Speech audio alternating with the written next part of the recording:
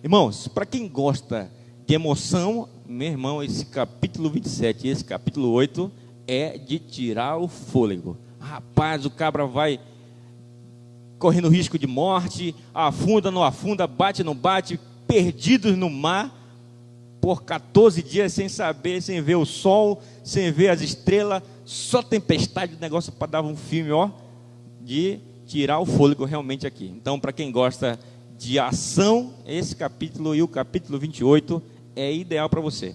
Muito melhor do que Velozes e Furiosos, ou para quem gosta de terror, ou Grito. É bacana, né? Um grito.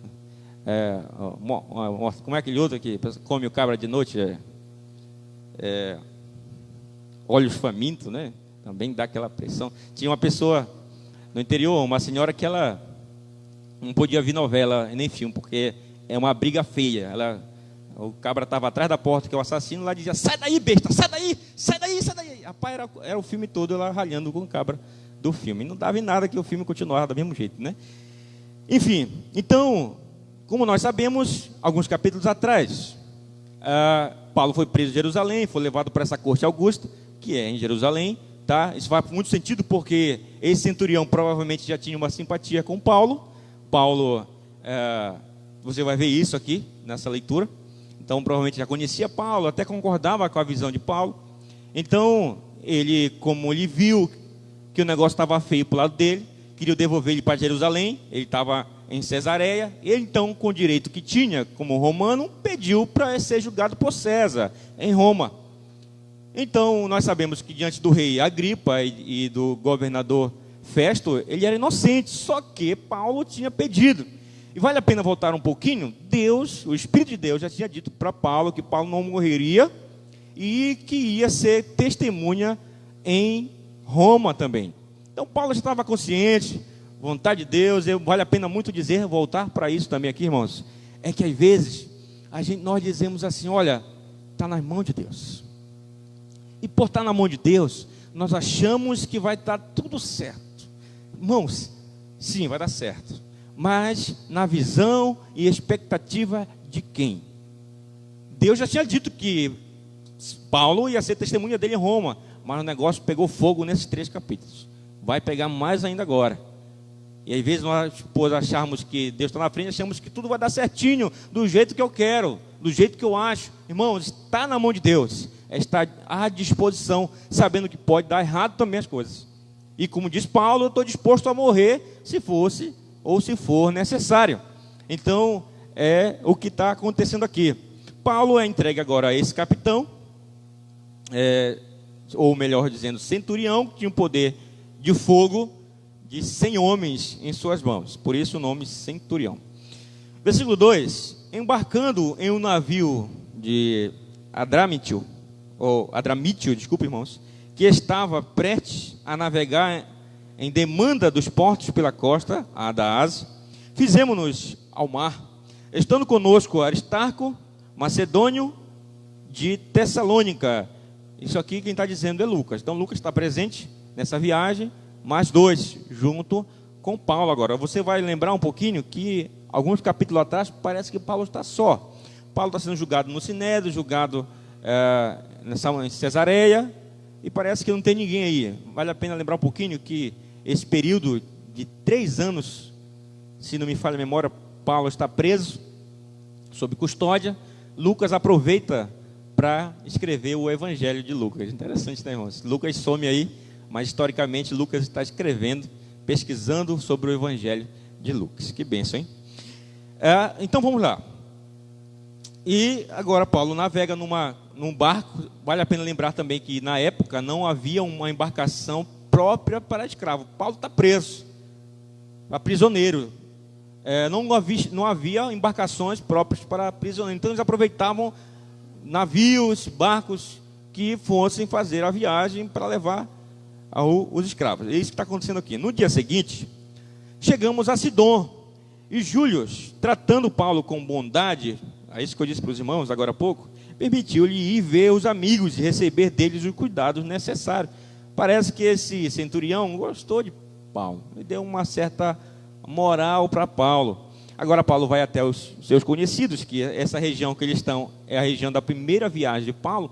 Paulo conhecia muito aquela área, tinha alguns cristãos ali, e aqueles cristãos cuidam de Paulo, provavelmente cuidam da sua ferida. Afinal de contas, Paulo apanhou demais nesses últimos dias. Então provavelmente estivesse ferido. Então aquele centurião dá o espaço, e Paulo sai, né, abertamente daquela embarcação, mas era condenado, era um preso, mas aquele centurião dá toda a liberdade. Então ele vai e cumpre o acordado, voltando para aquela embarcação depois das suas necessidades ali serem supridas pela igreja ou pelos cristãos ali. Partindo ali, fomos navegando a sotavento de Chipre, porque os ventos eram o contrário. Paulo já fala aqui que os ventos não estavam muito legal. Esse período, irmãos, era um período que nós vamos confirmar lá na frente um pouquinho, de setembro para outubro do nosso calendário. E era um período do inverno, então era um período difícil de navegação. Desde o começo dessa viagem, aquele grupo já enfrenta dificuldades para navegar, porque não era um período bom de navegação. Tanto que Paulo, ele fala um pouco lá na frente, dá um conselho para não continuar a viagem. Mas, como escravo, não é ouvido. Tendo atravessado o mar ao longo da Cilícia, eles estavam indo pela costa, né, da Ásia. Agora eles pretendem atravessar o mar, porque o negócio não está legal, bora atravessar logo. Então, tendo atravessado o mar ao longo da Cilícia e Panfilha, chegamos a Mirra, na Lícia. Ali o centurião achou um navio de Alexandria, que navegava para a Itália, e nos fez embarcar nele. O que está acontecendo? Parece que há uma viagem para a Itália, nesse navio de Alexandria. Alexandria é no Egito, e vale a pena citar um pouquinho aqui, é que Alexandria, essa região, era uma região onde houve, né, uma das maiores bibliotecas mais conhecidas, a Biblioteca de Alexandria, né, que é onde foram feitos também a colocação aí, acrescentaram os 7 livros a mais, que conhecemos como a Bíblia Católica, que tem 7 livros a mais. Foi eles que fizeram esse adicionar no período interbíblico, que é os 400 anos do Antigo e do Novo Testamento. Então, era comum, porque Roma era como fosse o centro do mundo. Então, o Egito supria aquele rio Nilo, que é abençoado por Deus ali, que havia muita produção, principalmente de cereais e de trigo. Pois eles estavam suprindo ali, levando uma carga para a Itália, que afinal de contas era o centro do mundo na época. Então, ele aproveitando essa viagem, bora embarcar aí. E como falei agora há pouco, não havia uma embarcação apropriada para escravos ou para prisioneiros, e eles aproveitavam essas viagens do Estado, que afinal de contas, né, era tudo de Roma, para levar esses prisioneiros, que não era só Paulo. No versículo 1 você vai ver que era Paulo e alguns outros prisioneiros. Versículo 7, navegando vagarosamente por muitos dias, e havendo chegado com dificuldade defronte de Cnido, não nos permitindo o vento ir mais adiante, navegamos a sotavento de Creta, à altura de Salmone, versículo 8, e costeando-a, andando pela costa, né, das praias ali, com dificuldade chegamos a um lugar chamado Bons Portos, perto do qual estava a cidade de Laceia. Havendo decorrido muito tempo e tendo se tornado perigoso a navegação, porque já havia passado o jejum, Paulo o advertia. Quero parar um pouquinho aqui. A viagem não estava fácil. E mais interessante e o mais gostoso de ver o quanto Lucas, irmãos, ele é detalhista na história. Ele vai, andamos por aqui, passamos ali, não estava fácil, e traçamos para ali, e voltamos. Lucas realmente é especialista. Na verdade, ele é o maior historiador do Novo Testamento. E lembrando que o livro de Atos é o único livro histórico, né, tem classificações bíblicas, né, dos livros, é o único livro histórico do Novo Testamento. E Paulo agora adverte, olha o que Paulo fala, dizendo-lhes: senhores, vejo que a viagem vai ser com avaria e muita perda, não só para a carga e o navio, mas também para as nossas vidas. Paulo se preocupa, porque afinal de contas está difícil. Eu não sei se alguém passou por algo parecido, eu acredito que aqui não, só o Carlos, né, Carlos? Recentemente o Carlos quase deixa a nossa irmã Sueli viúva, né? Não do naufrágio, mas do medo, que quase dá uma parada cardíaca, tanto medo, né, cara? Eu passei também por algo parecido. É interessante porque a ideia mesmo é você logo pensa o que eu vou fazer, isso é o que vai afundar e o negócio vai ser feio. Na época, ainda, acredito, com 13, 14 anos, meu pai pescando com ele, só nós dois, a gente tinha atravessado a rede e precisava tirar porque a maré ia vazar. E começou uma chuva muito grande, muita onda ali, literalmente, não é gíria não, tá, irmãos? É muita onda mesmo. E quando a gente tem que ir pegar a rede, senão a rede ia arrastar, e o meu pai disse assim, olha para o fundo da canoa, olha para o porão aí e rema. Tinha que tirar a rede. E ele tirando a rede e eu remando. O negócio foi uma experiência tamanha. Tanto, e sabe o que eu aprendi aqui em Curuçá, irmãos? Que para ele também foi uma experiência ruim. Eu pensei que tinha sido só para mim. Mas aí na pregação que ele fez aqui na igreja, que seus irmãos lembram, ele contou também a mesma história desse momento de dificuldade que teve uma canoa pequena, não era canoa grande não. Mas realmente é complicado. Ele dizia, não olha para as ondas, olha para o fundo da canoa e rema. Né? E ele já, na cabeça dele, dizia, se isso afundar, vou pegar meu filho e vou embora, deixar tudo para trás. Então, é um risco muito ruim e perigoso, né? E realmente não é fácil naufragar. Então, Paulo ele diz, olha, o negócio está feio.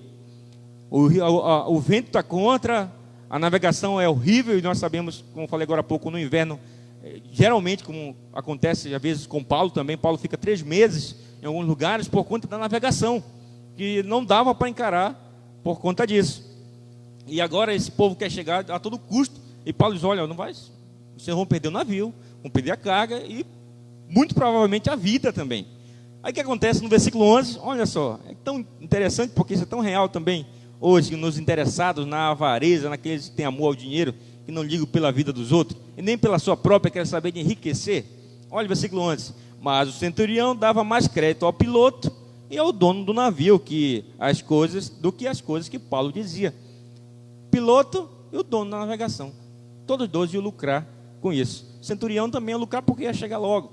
Então, por conta disso, não estavam nem aí, não, bora encarar. E sabe o que é interessante mais? Ele leva a votação. Vamos decidir aí em grupo o que está acontecendo, o que nós vamos fazer então a partir de agora.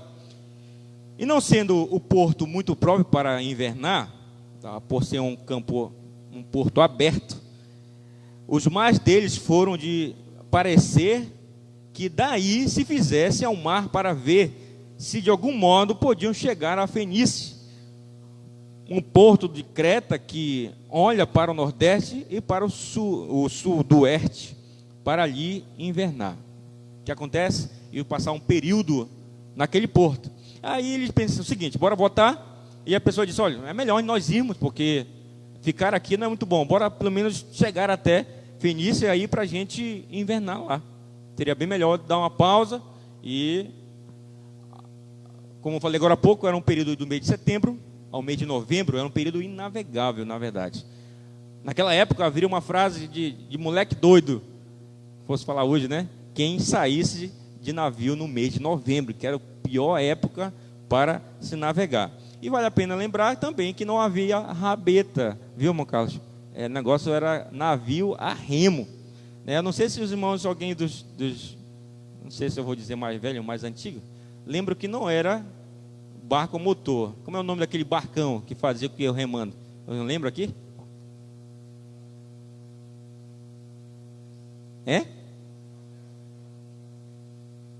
Lá para lá tem outro nome para lá para o nosso exterior, que ele levasse cavão para Icoraci, mas era um barco que era só um remo atrás e o cabo ia balançando assim, né? E é uma viagem bem lenta, contando com a vazante, contando com o vento, né? É mais ou menos essa ideia aí. Vamos lá, continuando no versículo 13. Soprando brandamente o vento sul, e supondo eles terem alcançado o que desejavam, levantaram ferro, provavelmente a âncora, né? E iam costeando Creta bem de perto. Que dá um ventinho sul e falou, opa, esse vento é ideal, vai dar tudo certo como nós planejamos. Nós planejamos que íamos devagar e iam chegando até o destino final. E eles veem esse vento, pensam que opa, legal, vamos aproveitar esse vento. Versículo 14, mas não muito depois, descandeou-se um lado da ilha um tufão de vento chamado Euroaquilão. É um nome híbrido, que é uma mistura de grego com latim, que tem um sentido mesmo de tufão. Na verdade, foi um exagero que usado e até entendido de modo errado às vezes. Mas foi um vento, um mini tufão aí, que foi tão forte que o pessoal acabaram desistindo de lutar contra ele. No versículo 15 nós vamos ver isso. E sendo arrebatado o navio e não podendo navegar contra o vento, cedemos a sua força e nos deixamos levar. O esforço foi tamanho que deixaram, agora vai. Lembro de uma história que o meu avô pescava muito com meu pai, quando ainda estava bom das pernas, né? Ele perdeu 2 pernas por conta da diabetes, mas ele gostava muito de pescar com o papai. E nós íamos com ele em uma certa viagem, meu irmão foi com eles, e tem uma certa entrada de um garapé, que é famoso, porque muitos já viram a cobra grande ali. E existe uma lenda aí, né? Eu realmente nunca vi, mas tem um fundo de verdade. Alguma coisa viram aí para inventar essa lenda, né? Então há um medo aí já, sem muito esforço. Então, aí meu irmão, o Adonias, menor, secando o fundo da canoa, ele chegando em frente a isso, meu irmão disse assim, e meu avô gostava só de ir pelo meio do rio. O pai sempre gostou de que a gente remasse pela beira, encontrava menos água. Aí, pelo meio, aí meu pai dizia assim, São Antônio, para o lado, para a beira. Ia para a beira, daqui a pouco para o meio de novo. E nessa vez que meu irmão viu, eu disse, olha pai, eu vi um negócio boiando ali contra a maré e afundou. Pá, meu avô começou a ficar com medo. Começou a remar para a beira, que estava no meio, nem para a beira, e pegaram a beira do garapé, a entrada do garapé. Lá trabalha muito com tapagem. Eu não sei se algum irmão conhece como é tapagem de garapé. Alguém conhece aqui? Tapagem de garapé? Só João Paulo, rapaz. Tampa a boca do garapé e a água vaza, o peixe fica dentro. É mais ou menos isso. Então, tem estacas, né? Para segurar a rede quando a maré está grande. Aí, de noite, sem ver muita coisa, e ele remando e remando com medo daquilo, aí a canoa, geralmente tem uma ponta assim, né? E a estaca, aí bate a canoa, nesse aqui, a estaca vai até lá e volta com o barco, né? Aí meu avô disse, agora come, cobra. Porque insistiu tanto para ficar longe e o bicho burra para trás, agora come, cobra, né? Ele desistiu de insistir, né? Contra a cobra grande. Enfim, é interessante que acontece a mesma coisa aqui. Ele insiste tanto no rio, mas que acaba cansando. E sabe o que é? Agora seja o que Deus quiser, né? Mais ou menos isso é a expressão. E vamos lá. Versículo 16, correndo a sotavento de uma pequena ilha, chamando Clauda, somente a custo podemos segurar o batel. O que é isso aqui? Esse batel é como se fosse um bote salva-vida que estava atrás, mas como o vento era muito grande, a força do mar, a tempestade, eles puxaram com muito esforço, provavelmente já estava cheio de água, e deixaram ele pendurado num barco. Então foram para essa ilha que viram, o qual recolheram usando então os meios disponíveis para cingir o navio. De fato não sabemos o que eles usaram aqui. Se fosse hoje, cingir o navio seria colocar aqueles pneus num lado para não bater. Quem vê o barco, pelo menos no abade, sabe muito bem sobre isso. Na época não existia pneu, então podia ser cordas grossas, não sei, alguma coisa, para evitar maiores prejuízos. Enfim, e temendo que fossem lançados na Sirte, arriaram os aparelhos e deixaram levar. Esses aparelhos provavelmente têm assim, seja as velas ou até as âncoras, para diminuir a sua velocidade, a velocidade daquele barco. Como fôssemos violentamente açoitados pela tempestade, no dia seguinte começaram a alijar as cargas do mar. Então o peso era tão grande naquele barco que eles começaram a jogar fora algumas cargas, lembrando que era um barco cargueiro, e começaram a jogar fora aquelas coisas, porque o peso era muito grande. E já aconteceu muito isso no interior, da gente, os irmãos, o pessoal vive da pesca e tudo, então há períodos do caranguejo anda, não sei como é que vocês chamam aqui, apuar, Carlos, o caranguejo sai? Soatar. E para lá é o único momento que o pessoal pega o caranguejo. E às vezes quem vai pegar, passa 3 dias no manguezal, eu já passei várias vezes esses 3 dias, é pouco bom, é muito bom, principalmente quando se acha a tatainha lá, irmãos. É bom demais. Quem assistiu Ai Que Vida sabe disso, né? E as pessoas não querem trazer pouco. E quando, na hora de sair, que é o problema, porque há muitas ondas e é praia. E se aquela canoa bater na praia, perde tudo. E há momentos de desespero que as pessoas acabam jogando fora o paneiro de caranguejo para deixar mais leve a canoa. E isso que está acontecendo aqui. Eles começam a jogar as cargas fora para a canoa ficar mais leve e para diminuir o risco de bater. E ao 3º dia, com as próprias mãos, lançaram os aparelhos do navio. Provavelmente jogaram até a vela, né, fora também. Não aparecendo por muitos dias nem sol, nem estrelas, e sendo nós ainda abatidos por grande tempestade, fugiu-nos afinal toda a esperança de sermos salvos. O negócio parou. Eles disseram o seguinte: olha, estamos parados, não temos sol e nem estrela. A tempestade era tamanha, irmãos, que por vários dias não se viu sol. E para quem trabalha como pescador, sabe que o sol e as estrelas, elas são um guia para o pescador. Eles não sabiam, não tinham nem noção mais por onde estavam andando, porque não tinha como saber realmente. Então acabou perdendo as esperanças. Eles disseram: ó, não vai ter jeito, vamos morrer todo mundo. E é isso, é aqui que nós vamos nos acabar. Versículo 21. Havendo eles estado muito tempo sem comer, Paulo, pondo-se em pé no meio deles, disse: senhores, devias ter-me ouvido e não ter partido de Creta, para evitar esta avaria e perda. Paulo, mais ao lado humano de Paulo, né? Não sei se os irmãos têm esse lado também. Quando você avisa alguma coisa que o cabra continua e quebra a cara, você vai lá, em vez de ajudar, primeiro você diz: não te avisei? Eu te avisei. Geralmente mãe faz isso, né? Ela fala que para você não fazer. Quando você faz: ó, eu te avisei. Olha, tá vendo só?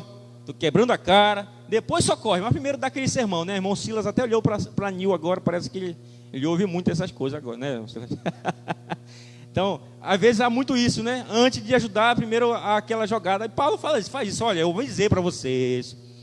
E como nós sabemos, Paulo já naufragou. O homem tinha meio, não sei se é sorte ou azar, né? Mas pelo menos ele viveu as 3. Foi em 3 naufrágios, Paulo sobreviveu. Então, se tinha um cabra que entendia de naufrágios, né? Era esse homem. Mas ninguém quis ouvi-lo, afinal de contas ele era apenas um escravo. E o capitão, e o dono do barco, e o motorista disse que dava para seguir. Então, aí Paulo diz: olha, vocês não me ouviram, né? Agora vos exorto que tenhais bom ânimo, pois não se perderá vida alguma entre vós, mas somente o navio. Paulo começa a afirmar algo interessante aqui. Diante do desespero, Paulo se levanta, não mais como um escravo, mas agora como um servo de Deus. Sabe o que é interessante, irmãos? Paulo saiu dali para ser julgado em Roma, mas agora Paulo está agora falando de Deus dentro daquele navio, num momento de desespero. É interessante, né, irmãos? Porque Deus disse: Paulo, tu vai ser minha testemunha em Roma. Poderia ser fácil, mas não foi. E sabe o que é interessante, irmãos? Nunca será. Nunca será fácil. Nunca será fácil falar de Deus, pregar o Evangelho. Infelizmente, muitos têm se iludido, né? Com o Evangelho fraco, um negócio legal, aquele negócio que eu posso ir para a igreja, sentar no banco, ir para casa, cheio do Espírito Santo, né? Enfim, nunca foi o Evangelho, foi dessa maneira. E Paulo aproveita esse momento para pregar a palavra e dizer o que Deus falou ao coração dele. Diz que ninguém vai morrer, somente o navio, né? Porque esta noite me apareceu um anjo de Deus, de quem eu sou e a quem sirvo, dizendo: não temas, Paulo, importa que compareças perante César. E eis que Deus te deu todos os que navegam contigo. Olha só a garantia do anjo. Irmãos, é interessante como Deus é, irmãos. É interessante como Deus é. Como Deus coloca no nosso coração no momento certo. Confesso, irmãos, já falei com alguns irmãos aqui, que há uns dias atrás, não muito tempo, um máximo um mês, eu coloquei em xeque a Deus a minha estadia aqui em Curuçá. Falei: Senhor, eu não sei como é que estou, eu não sei, a igreja não tem respondido da maneira que eu esperava, E, Senhor, não sei se já é meu tempo aqui. E eu falei até para minha esposa, mulher, vamos orar, porque eu quero uma resposta de Deus. Eu quero que Deus fale no meu coração, se for, se não for. Quero que Deus fale comigo. E quando chega o momento certo, Deus sempre manda algo, ou um, ou dois, que acabam enchendo nosso coração de alegria naquele momento. E é assim que Deus trabalha, irmãos. Eu acredito que todos tiveram experiências como essa.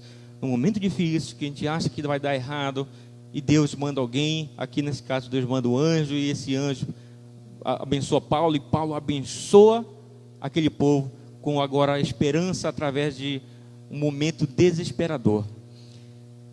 E continuando, Paulo dizendo, né? Portanto, senhores, tende bom ânimo, pois creio em Deus que há de suceder assim como me foi dito. Olha a fé desse homem. Ninguém vai morrer. Contudo, é necessário, irmãos, dar em alguma ilha, ou seja, vamos direcionar aí o barco em algum lugar, vamos ficar vivos, vamos sobreviver, o barco vai quebrar, mas isso não importa. Paulo está preocupado com vidas, né, irmãos? Às vezes nós também temos esse grande problema. Entre percas e vidas, qual a nossa escolha, né, irmãos? Entre prejuízos e vida, qual tem sido a nossa escolha? Às vezes nós achamos assim, não vou para ali porque eu vou perder aqui o meu dia de serviço, ou vou perder a amizade. Geralmente chega visitante na hora do culto, né, irmãos? Que coisa, né? Não é de Deus. Visitante na hora de um culto, irmãos, expulsa, repreende, que não é de Deus, não. E acaba impedindo o cara de ir para a igreja, né? Não pode ser de Deus. E às vezes, não, entre tal, eu não vou, não.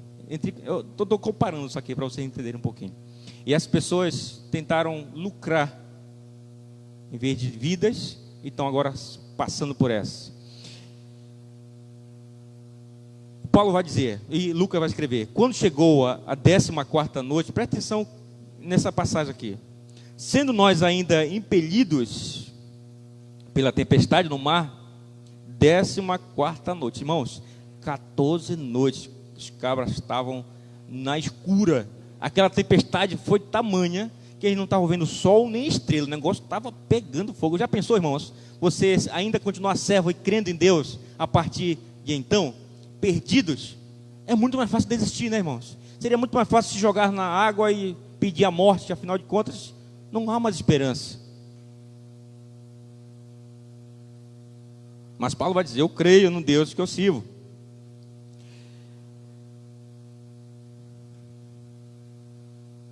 Vou voltar ao versículo 27 para entender. Quando chegou a 14ª noite, sendo nós ainda impelidos pela tempestade, no mar de Ádria, essa era a região, irmão, da época ali, daquela região, pela meia-noite, suspeitaram os marinheiros a proximidade da terra. Eu não sei o que realmente aconteceu aqui, mas provavelmente eles ouviram as ondas. Quem já foi na praia, eu acredito que poucos aqui não, né? Sabem que há aquela onda na praia, aquela uma zoada bonita, né? Aquela coisa gostosa de se ouvir. Provavelmente seja isso. Na escuridão, eles ouviram o mar quebrando em algum canto e acharam, olha, a terra aí, vamos ver aqui. E aí o que acontece? Lançaram a sonda, e provavelmente seja ali um ferro, um tipo de ferro para ver a profundidade da água. E acharam 20 braços. Passando um pouco mais adiante, tornando a lançar a sonda, acharam 15 braços. Significava que estava diminuindo a profundidade. Ora, temendo irmos em rochedo, lançaram da popa 4 âncoras e esperaram ansiosos que amanhecessem. Procurando entre mentes os marinheiros fugir do navio, e tendo arriado o batel, que nós falamos agora há pouco, seria uma espécie de bote salva-vida ao mar, sob pretexto de irem lançar âncoras pela proa. Olha os cabras aqui, né? Ele falou, rapaz, sabe o que é? Vamos fugir que o nosso está preto. O negócio está feio. E sabe, a gente vai dizer que a gente vai abaixar a âncora da proa e vamos embora. Vamos embora, vamos fugir. Aí olha aqui Paulo manjando. Paulo não tem nada de besta, irmão. Pensa num cabra inteligente e estratégico, né? Que nós aprendemos anteriormente. Disse Paulo ao centurião, que estava comandando, né? E aos soldados, se estes não ficarem no navio, não podereis salvar-vos. Eu vou abrir um parênteses aqui. Alguns minutos atrás, ou horas, Paulo disse assim: ninguém vai morrer. Não foi isso que Paulo falou? Em algumas traduções, e eu acho que vamos chegar ainda lá, Paulo vai dizer: não vai cair um cabelo da cabeça de vocês nesse período. Mas agora Paulo vai dizer aqui: olha, se eles forem, e vão morrer. Como assim? E o poder de Deus nisso tudo? Irmãos, o pastor Luiz Saião, quem quiser ouvir os seus vídeos, as suas pregações, pastor Batista, ótimo pastor, eu admiro muito ele. Em algumas dúvidas teológicas eu vou pesquisar o nome dele e depois a minha pergunta.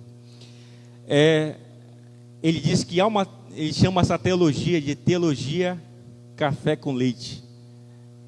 É o Silas que diga, né, irmão? Silas, café com leite, irmão Silas é o cara para tomar café com leite. Gosta de café, né, irmão Silas? Irmão Carlos também, mas não gosta com leite, gosta de café preto. Só o preto, né? Você que gosta de um cafezinho com leite de manhã, você bota o leite, ou o café, né? E coloca o café ou o leite depois, mistura muito bem, e agora separa. Dá para separar, irmãos, depois o leite do café? Segundo esse pastor, ele diz que fé, crê o poder soberano de Deus, que ninguém toca, e as nossas obras, decisões aqui na terra, são isso. Não preciso negar uma para fazer válida a outra. Ao contrário, as duas andam juntas. Deus disse que não ia morrer ninguém, mas por contrapartida, aqueles não poderiam sair do barco. Está vendo como anda junto isso? Sabe que me estressa às vezes quando a pessoa diz assim: foi Deus que quis, foi vontade de Deus. Meu irmão, você fez tudo errado, você decidiu fazer errado, quebrou a cara e no final diz: foi a vontade de Deus. Decisão foi sua, meu irmão, decisão foi minha. Tá melhor lá do que aqui, foi Deus que quis. Meu irmão, por quê? Como assim? Precisamos tomar cuidado. Você também tem a responsabilidade de continuar no barco, para que não morra. Porque se você sair do barco, Paulo diz: olha, eu não vou sobreviver, e você não vai poder fazer nada por eles. Os marinheiros queriam fugir, né? Experientes talvez ali nessa área de fugir de tempestade, sabendo que o bote salva-vida não daria para todos, vamos pegar primeiro com o pretexto de dizermos que vamos abaixar aí a âncora. Mas tudo isso para fugir. Paulo diz: olha, se eles forem, vão morrer. Mas Deus disse que ninguém ia morrer, mas a partir da obediência. Sabe aquelas músicas? Tem umas músicas que são muito herege, que diz assim, uma que até alguns gostam, né? Não morrerei enquanto a promessa não se cumpre. Quem tem promessa de Deus não morre não. O que, rapaz? Aí a pessoa faz toda burrada na vida dele porque tem promessa de Deus. E Deus não vai morrer porque... Calma lá, não é bem assim. A banda não toca desse jeito. Se nós queremos que a promessa de Deus se cumpra na nossa vida, precisamos também estar no lugar da promessa, de maneira correta. É o café com leite. Andam juntos e não dá para separar. Se você tentar separar, vai dar problema, você não vai conseguir. Então, para que tudo dê certo, irmãos, a vontade de Deus, ela precisa, ou melhor dizendo, a minha vontade também precisa estar compatível com a vontade de Deus, com o que Deus tem para a sua vida. Às vezes dá errado na família, dá errado no trabalho, dá errado na igreja, dá errado em qualquer lugar, porque nós decidimos abandonar o barco. Esse barco pode representar muita coisa, irmãos. O barco de Deus, a vontade de Deus, fugindo para querer salvar a nossa própria vida, né? Tem aquela questão do egoísmo, né? Fazer as coisas por amor a mim mesmo, olhar para o meu umbigo, e às vezes quebramos a cara porque olhamos só para nós mesmos e não para um todo, quando poderia ser olhado para um todo. Aqueles ali queriam fugir, aí as coisas poderiam dar totalmente errado. Ele vai dizer: olha, vocês não vão poder salvar esses aí, porque esses aí vão morrer. Aí o que acontece? Então os soldados cortaram os cabos do batel e deixaram cair. E antes deles entrarem mesmo, ele, olha, cortaram e os marinheiros não puderam mais fugir. Deixaram para lá e foi embora aquele bote salva-vida. Enquanto amanhecia, Paulo rogava a todos que comessem alguma coisa, dizendo: é já hoje o 14º dia que esperais e permaneceis em jejum, não havendo provado coisa alguma. Olha só, quem sabe quem já foi pescar, e eu não fui tão longe, mas sabe que quando a maresia é tamanha, aquele enjoo da maresia, para quem não tem experiência, ele só é o primeiro dia. No outro dia ele quer vir embora, porque dá um enjoo muito grande, né? Provavelmente seja isso. Essas pessoas estavam 14 dias na escuridão e sem fome e com enjoo, por conta do balanço do navio, e não parava, e aquele povo estava fraco. E Paulo diz: olha, não é bom que a gente fique assim em jejum, bora comer. Hoje é o 14º dia, e vocês estão aí em jejum. Em um jejum involuntário, né, irmãos? Não havendo provado coisa alguma, rogo-vos, portanto, que comais alguma coisa, porque disso depende a vossa segurança. Porque nenhum cabelo cairá da cabeça de qualquer um de vós. Olha, o irmão Keno lá, né, irmão Keno? A promessa de não cair nenhum cabelo é boa, né? Vou levar o senhor nessa canoa aí para não cair seu cabelo. Irmão Keno não é calvo não, ele corta a cabeça mesmo de fazer graça, né? Ele tem cabelo. Irmãos, e ele vai dizer, afirmando isso: e havendo dito isso, tomou o pão, deu graças a Deus na presença de todos, e partindo-o, começou a comer. O que Paulo está fazendo aqui? Isso é importante, irmãos, muito importante para nós. Paulo diz: olha, vamos comer, porque não é bom que vocês fiquem no jejum. E a partir disso, Paulo pega o pão, parte o pão, come, consagra diante de todos eles, ora a Deus, e aquilo é importante porque todo mundo está olhando ele, e vamos ver quantos tem nesse barco aqui depois. E sabe o que ele faz? Ele é o primeiro a comer. Irmãos, isso aqui tem uma profundidade, irmãos, tamanha. Você que se diz cristão, você que mais do que cristão é líder, você é exemplo para os outros. Você sabia disso, irmãos? Paulo ali é exemplo para toda aquela embarcação. Eles vão comer, pessoal, nós estamos aí 14 dias sem comer. Ele é o primeiro a partir o pão, dá graças a Deus e come o pão. Você, líder, eu sou o primeiro a dar exemplo. Para que os outros me sigam, eu preciso fazer como o primeiro. As pessoas precisam me ver como aquele exemplo, para que eles me sigam. O meu mau exemplo também faz ao contrário, eles não me seguem, eles vão para longe de mim. Então, versículo de 36, então todos cobraram ânimo, ou seja, se animaram, porque Paulo contagiou com aquele ânimo, com aquela esperança, e se puseram também a comer. Paulo, o grande exemplo. Que bênção, irmãos. Quando nós somos exemplo, as pessoas nos seguem automaticamente, você não precisa pressioná-las, elas te seguem porque você é exemplo. Elas vão atrás do que você faz, porque é bom ter essa esperança, essa fé que Paulo tinha. Foi contagiante. E éramos ao todo no navio 276 almas. Rapaz, nós pensamos que naquela época não tinha uma tecnologia assim, né? Mas já pensou? Num navio 277 vidas, era muita gente, meu irmão. É muita gente. Aqui na igreja não caberia tudo isso, né? Agora, imagine o tamanho do navio. Que tamanho não era? Depois de saciado com a comida, começaram a aliviar o navio, alijando o trigo do mar. Agora comeram o suficiente. Pessoal, agora nós estamos cheios. É parecido com na obra ali do Arapiranga, né? Nós estamos ali no Chibé com camarão, viu, Diogo? Não é tradição, viu? Não pode faltar. Se faltar camarão com chibé, o pessoal não vão trabalhar no outro dia. Tem que ter, né? Camarão com chibé. E sabe o que é interessante? Que quando sobra, ninguém quer levar para casa. Tão cheio, né? Mas se tivesse com fome, duvido se alguém não levar para casa, né? Aquele camarão que sobra, aquele refrigerante que sobra. Açaí? Não queria? Filho criado com vó é assim mesmo. Então, porque está cheio, né? Afinal de contas, mas quando está com fome, qualquer coisa vai, né, irmãos? A fome é o tempero ideal. E isso está acontecendo aqui, eles se fartam, agora começam a jogar fora o trigo, afinal de contas precisavam se livrar de todo o peso ali, desnecessário para aquele momento. Afinal de contas, agora a finalidade era sobreviver.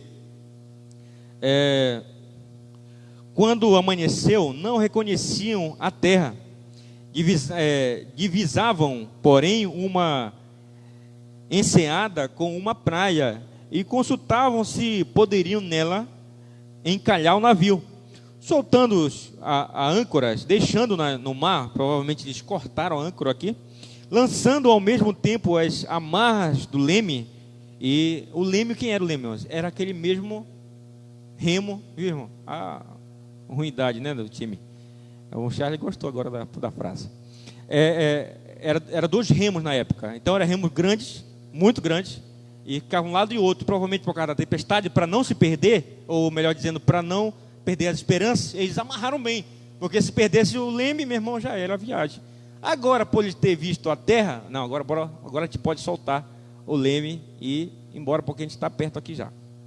Então eles soltam esse leme e, içando ao vento a vela da proa, dirigiram-se para a praia. Dando, porém, no lugar onde 2 correntes se encontravam, 2 rios, né, encalharam o navio, e a proa, encravando-se, ficou imóvel, mas a polpa se desfazia com a força das ondas. Então aquele barco se tornando ia se quebrando em 2 agora aqui por conta das ondas. A primeira parte, a proa da frente, estava ali presa, e a popa estava ali sendo bombardeada com as ondas, estava se quebrando no meio. Então o parecer dos soldados era que matassem os presos, para que nenhum deles fugissem e escapando, nadando, né? Essa era uma tradição romana, irmãos. Toda vez que eles não poderiam chegar até o destino com os presos, eles matavam, para que não fugissem. Então isso que acontecia aqui.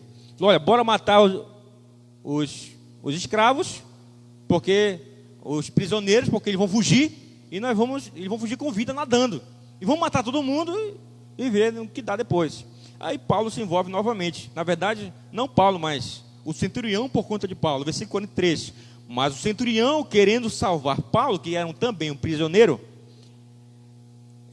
estorvou-lhes este intento, e mandou que os que pudessem nadar fossem os primeiros a lançar-se ao mar e alcançar a terra. Por conta de Paulo, irmãos. É interessante como Deus faz, né? Aquele centurião com um apreço por Paulo não permite isso acontecendo. Ao contrário, eles estão proibidos de fazer isso, de matar os prisioneiros. Ao contrário disso, quem souber nadar, meu irmão, pula aí e vai-te embora para a praia. Quem não souber, se agarra aí em qualquer coisa que possa boiar e tente salvar sua própria vida. Versículo 44. E que os demais se salvem, uns em tábuas e outros em quaisquer destroços do navio. Assim chegaram todos à terra, salvos, cumprindo o que Paulo tinha dito, que nenhum ia morrer. Então eles chegam em terra, cumpre-se a promessa.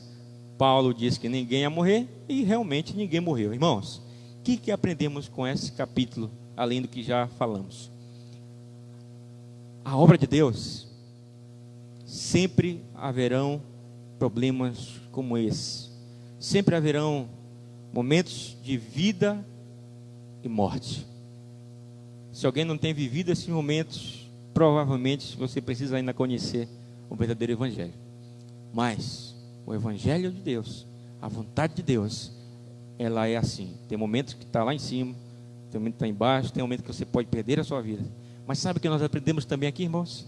Que Deus está no controle de tudo, amém? Amém, irmãos? Vocês entenderam isso?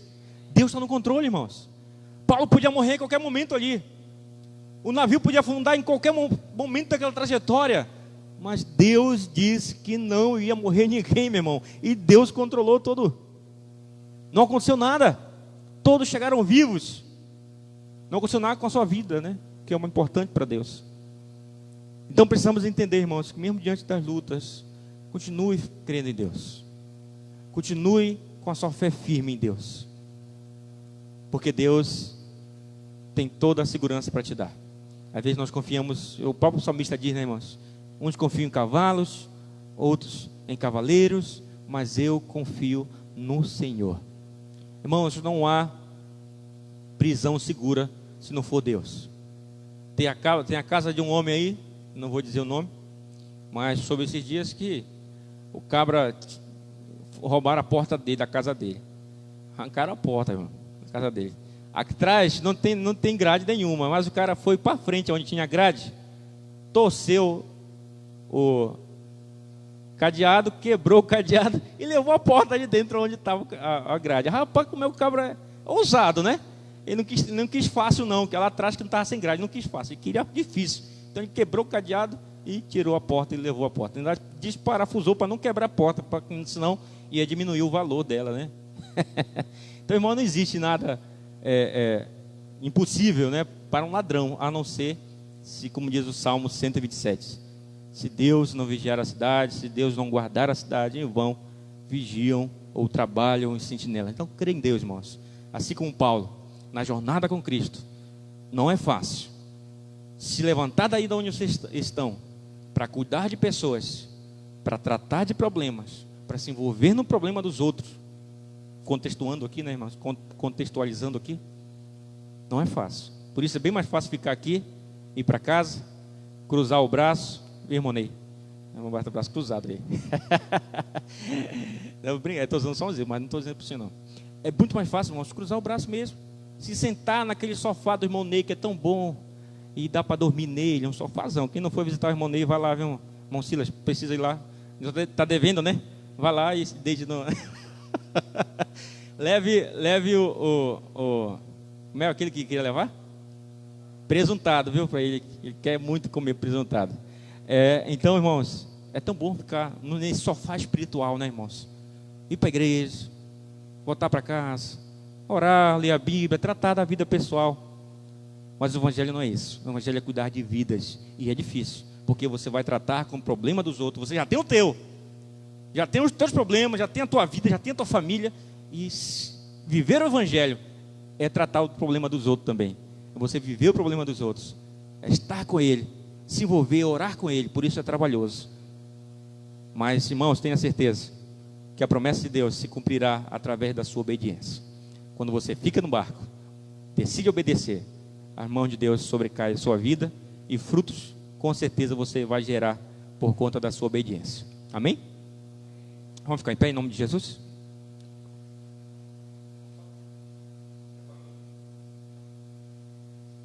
Vamos orar ao Senhor, nos despedindo dessa noite. E Deus abençoe a todos. Uma semana abençoada em nome de Jesus. Sejam sempre bem-vindos à casa do Senhor. Desejo muito, irmãos, que todos tenham entendido a palavra de Deus nos nossos corações. E que Deus possa abençoar. Vamos orar?